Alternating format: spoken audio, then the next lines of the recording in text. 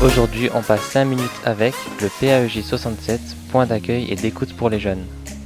Bonjour, je suis Clara Lévy, je suis psychologue clinicienne et je travaille pour l'association HALT depuis une dizaine d'années. Quel est le lien entre la PAEJ et l'ALT? Alors, un PAEJ, c'est un point d'accueil et d'écoute pour les jeunes, c'est-à-dire que c'est une permanence d'écoute qui est animée globalement la majeure partie du temps par un psychologue, quand c'est chapeauté par l'association ALT. Parce qu'il faut savoir que des points d'accueil et d'écoute pour les jeunes, il en existe dans toute la France. Mais au niveau du Bas-Rhin, c'est tout un réseau de petites permanences qui sont coordonnées par l'association ALT. Donc comme je vous disais, c'est principalement animé par des psychologues, mais depuis peu, on a aussi des collègues éducateurs spécialisés et infirmiers qui interviennent sur ces points d'accueil et d'écoute pour les jeunes.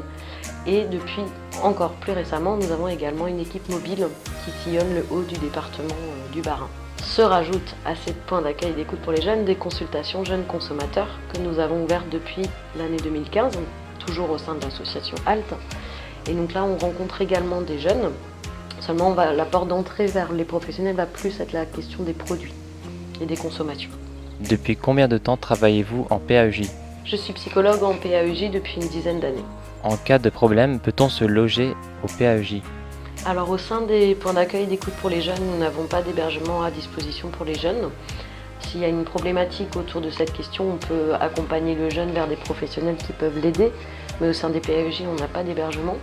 Par contre, au sein de l'association HALT, nous avons d'autres services, et notamment une post-cure, un centre thérapeutique résidentiel plus précisément, qui accueille des adultes qui se sont sevrés de leur addiction et qui peuvent séjourner entre 3 mois et 1 an dans ce centre pour travailler la question du soin. Voilà, il ne s'agit pas simplement d'un hébergement. Quel accompagnement proposez-vous? Nous accompagnons les jeunes dans leurs demandes. On les reçoit toujours dans le cadre de cette loi de 1970, donc on leur assure l'anonymat, la confidentialité et la gratuité. On accompagne le jeune de manière globale dans tout son questionnement. Et on va évidemment ne pas le juger et suivre sa demande. Qu'est-ce qui pousse un jeune à se rendre en PAEJ? Alors les problématiques qui amènent les jeunes à nous rencontrer sont très très vastes et c'est ce qui amène une grande richesse à notre travail. Alors les motifs, comme dit, sont très variés. Ça va être principalement des questions autour de la famille, des origines du jeune. Ça peut être des problématiques sociales, des difficultés relationnelles, donc soit entre jeunes ou avec le corps enseignant ou les parents. Ça peut être malheureusement des questions de violence, des problématiques, des problèmes physiques ou psychologiques, des questions autour de l'école, du travail, de l'insertion professionnelle, la question des relations amoureuses ou de la sexualité, et enfin les questions d'addiction, soit les addictions du jeune ou ses consommations, ou des addictions potentielles des parents ou de personnes de la famille. Travaillez-vous seul ou avec des partenaires? Alors nous, au sein du point d'accueil, on écoute les jeunes et on les accompagne aussi longtemps qu'ils le souhaitent. Mais évidemment, en tant que psychologue ou infirmier ou éducateur, on ne peut pas répondre à toutes les questions. Et donc on a effectivement une grande mission d'orienter les jeunes et d'avoir tout un réseau de partenaires pour savoir où et vers qui orienter ces jeunes en fonction de leurs demandes.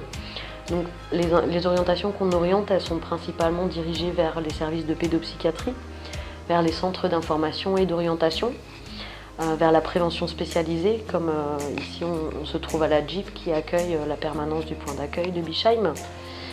Nous orientons aussi malheureusement les jeunes vers la brigade des mineurs, vers les services de gendarmerie, mais nous travaillons également avec la mission locale, les médecins généralistes, l'éducation nationale et l'aide sociale à l'enfance.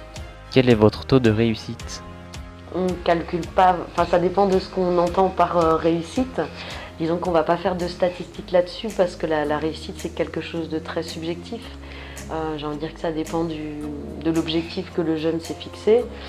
Maintenant, déjà qu'un jeune vienne nous voir et revienne régulièrement, c'est une certaine forme de réussite, ou en tout cas dans le sens où on a réussi à créer un lien et à l'entretenir avec le temps. Maintenant, la réussite, effectivement, dépend du point de départ, dépend de là où veut aller le jeune. Je pense qu'un jeune qui va un petit peu mieux, c'est déjà quelque chose qu'on peut considérer comme une réussite. Et peut-être qu'un jeune qui, effectivement, ne va pas s'enquister dans sa problématique ou ne va pas se tourner, par exemple, vers des produits qui seraient comme une tentative de réponse, ça peut être considéré comme une réussite. Quelles aides apportez-vous aux jeunes? Alors moi, pour essayer d'aider les personnes en mal-être, de ma place de psychologue, je vais principalement proposer de l'écoute. Effectivement, ce lien, donc ça peut être un entretien ponctuel, on peut se voir quelques fois, ou ça peut prendre la forme d'un suivi. Ça, c'est vraiment en fonction de ce que souhaite le jeune, hein. On n'est pas là et on ne peut pas forcer un jeune de toute façon à effectuer un suivi. Maintenant, il va y avoir, au-delà de ça, je pense que ça va être une forme de soutien qu'on va lui proposer par rapport à cet accompagnement. Et comme je le disais précédemment, il y a évidemment toute une dimension également d'orientation vers des partenaires qui vont pouvoir répondre à d'autres aspects de la problématique du jeune. Si on en a besoin, comment peut-on vous contacter? Alors pour nous contacter, c'est très simple parce qu'au sein de l'association HALT, on a un site internet. Donc c'est alt-67.org et là-dessus, les jeunes peuvent retrouver les coordonnées de tous les professionnels qui interviennent là-dessus. On est tous équipés maintenant d'un portable professionnel, donc il ne faut pas hésiter à nous contacter directement en fonction du lieu de vie du jeune ou de la proximité, de contacter le professionnel où ce sera le plus simple.